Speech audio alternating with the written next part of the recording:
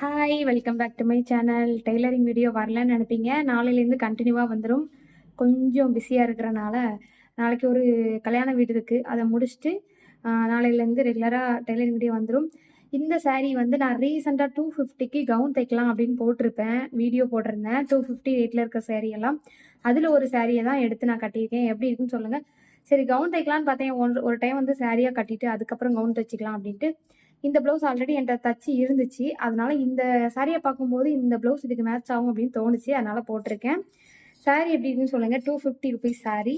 Cut work வந்து embroidery ஒர்க்லாம் வந்துங்க பாருங்க, அழகா இருக்கு. எதுவுமே நம்ம கட்டுற விதத்துல தான் இருக்கு. 250 இருந்தாலும் 2000 இருந்தாலும் எப்படி இருக்கு பாருங்க.